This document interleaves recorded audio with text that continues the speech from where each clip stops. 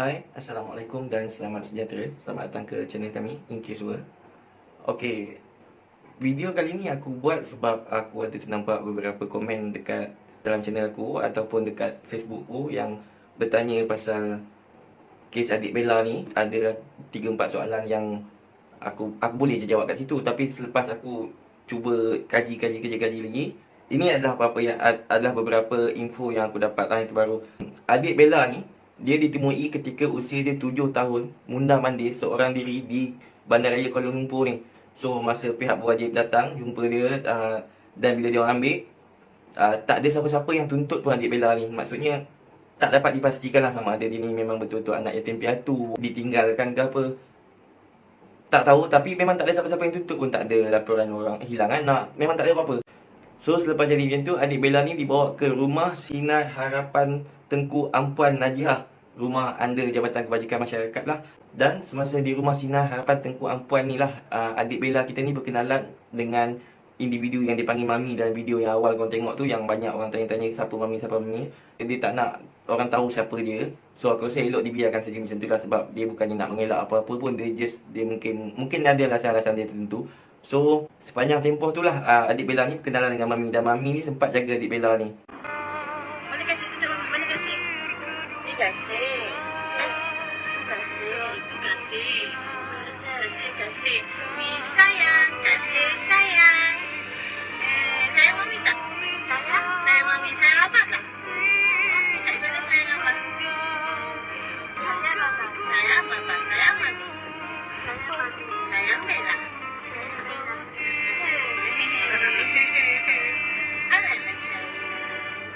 And sampailah ketika usia dia 12 tahun, dia dibawa ke mahkamah untuk sambung perintah penjagaan. Tapi semasa berada di mahkamah ni, kebetulan pengasas rumah bonda ni, Cik Siti Bainun kita, ada dekat situ. Dan dia minta kebenaran dekat mahkamah untuk dia nak jaga Bella. Sebab alasan dia adalah sebab dia suka dengan budak-budak Down syndrome ni. Itu je yang dia cakap. Soalan seterusnya adalah siapa bonda dan siapa mama yang adik Bella sebutkan ni. Bonda ni aku rasa ramai dah yang dah tahu. Bonda ni adalah pengasas kepada rumah bonda tu.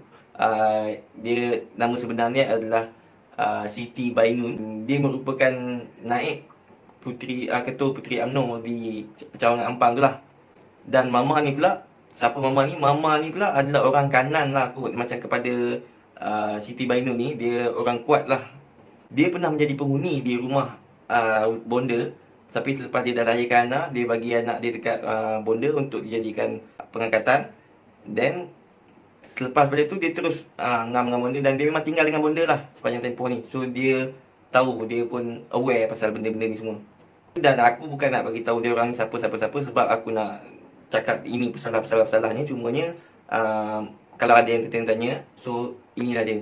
Dan kes ni diperjuangkan oleh Puan Mona Din kita, nama Facebook beliau Mona Din. So kenapa aku nak buat video ni adalah sebab kenyataan yang pengasas rumah bonda ni buat, dan kenyataan Syed Azmi yang aku rasa merepek gila.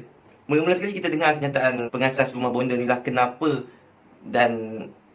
dia buat macam tu dekat Bella, dan macam mana luka-luka tu semua boleh ada dekat Bella. Okay, so bila ditanya penyebab Bella didera, dia mendakwa, Cik Siti Bainun kita ni mendakwa yang Bella ni kerap kacau adik-adik yang lain, dan kesan parut pada tangan kanak-kanak itu disebabkan tumpahan air panas. Selain Bella didakwa akan mengopek keruping luka dan menyebabkan ia sukar untuk sembuh. Bella ni budak sindrom Down yang sukar mendengar cakap dan degil. Dan dakwaan pasal adik Bella ni nakal, suka ganggu adik-adik yang lain, kanak-kanak yang lain, disangkal sama sekali oleh individu yang bernama Mami ni. Sebab sepanjang dalam jagaan dia, menurut dia, adik Bella ni baik sangat. Dia suka make up. Dia pernah jaga adik Down syndrome yang lain. Dia tepuk-tepuk, buatkan susu, belum bagi minum. And kalau pun lah aku rasa budak ni ada buat masalah, mungkin tak sebab cara kau tu yang tak betul. That's why dia macam ni. Budak macam ni lagi dah susah dia nak faham apa-apa sangat. Bila dia tak suka dia, memanglah dia buat masalah. Tapi kenapa dia macam tu? Aku pun tak pandai sangat dengan budak-budak ni. Aku faham, aku pun kadang-kadang hilang sabar juga kan dengan budak-budak. Tapi kalau kau rasa tak mampu, jangan minta masa kat mahkamah tu. Kau cakap kau suka. Aku pergi kondo rumah sewa Bainun cari Bella. bila aku tahu Bainun kena COVID dan kena hantar ke Sungai Buloh. Aku jadi pelik sebab budak-budak yang 5-6 orang di kondo tu, termasuk Bella tu, macam mana? Aku dah lama tak jumpa Bella, last jumpa awal tahun ni. Bila aku nak jumpa Bella, Bainun akan mengelak bagi alasan macam-macam. Aku pun heran, Bainun ni dah macam adik aku, tapi kenapa dia macam tak nak aku jumpa Bella? So now Bainun dah ke Sungai Buloh. Ini peluang aku jumpa Bella. Dan aku dapat pinjam access card. That's it. Masa aku sampai depan pintu, aku terus panggil Bella. Bella keluar dari bilik store, muka dia lemah. Dari depan pintu, aku dah nampak penuh luka bernanah di tangan kanan Bella. Masa ni mata aku dah berair. Suspicious aku selama ni jadi kenyataan. Patutlah masa aku jemput birthday party dulu Bella tak datang. Patutlah Bainun asyik elak bila aku nak jumpa Bella. Orang pertama aku call masa tu Syed Azmi, penasihat rumah bonda ni. Dia tak percaya dan minta aku urus sendiri kalau aku yakin tu kes dera. While dia janji nak call JKM immediately. Aku masa tu dengan luluh hati terus bawa Bella ke HKL. Nurse HKL punya kesangkan Bella, dia belikan nasi goreng. Paling aku kecewa, Syed Azmi tak return call aku. In fact, esoknya aku cek dengan JKM, ada tak sesiapa buat laporan pasal penderaan di rumah bonda. Jawapan pegawai JKM, tak ada. Aku nak bagi tahu korang pula yang pasal Syed Azmi ni. Aku tak berapa kenal sangat dia sebelum ni, tapi aku dapat tahu dia banyak buat kebajikan dekat orang. Ada banyak yang sokong dia sebenarnya.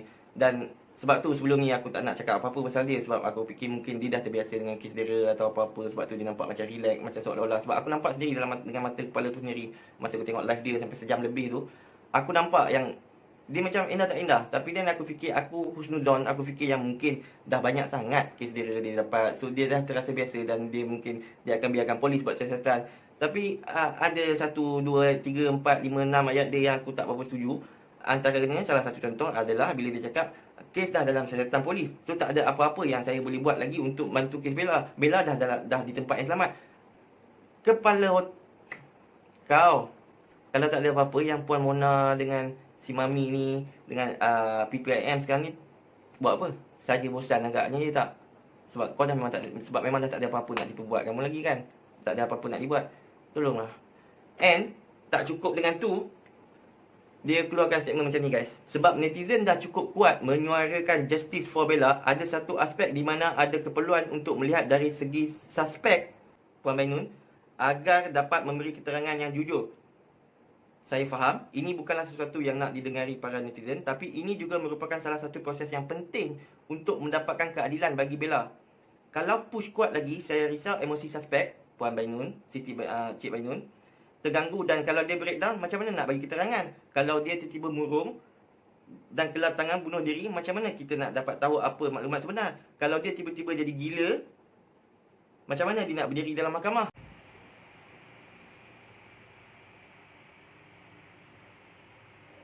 Mula-mula sekali, kalau dia tiba-tiba murung, tak kisahlah. Kalau dia tiba-tiba kelap tangan bunuh diri, terpulanglah. Kalau dia tak nak berdiri dalam mahkamah, duduklah. Masa dia buat dekat budak Down syndrome tu, ada dia fikirkan benda ni semua? Kenapa nak kena jaga perasaan dia pula lebih-lebih? Nak backup tu tak apa bang, tapi nampak sangat tu. Hari ni genap 20 hari report dah dibuat. Dan untuk pengetahuan korang, si Siti Bainun ni ataupun Mama Ina ni ataupun Syed Azmi masih belum ditahan reman pun lagi. Bayangkan kalau anak kita, anak buah kita, saudara kita kat tempat tu kena dera macam tu, apa perasaan kita? Dan aku harap video aku kali ni sedikit banyak dapat menjawab soalan yang ada yang korang tanya-tanyakan tu. Dan bukannya sebab banyak sangat soalan tu yang aku nak jawab dalam video ni, tapi sebenarnya sebab aku memang tak berapa nak ada kerja pun musim PKP ni. So aku buat dalam video. Dan itu sahaja daripada aku. Kalau korang suka konten yang ada dalam video ni, so korang bolehlah subscribe dan jangan lupa tekan butang notification sekali supaya korang takkan ketinggalan video-video terbaru daripada kami. Assalamualaikum dan selamat sejahtera.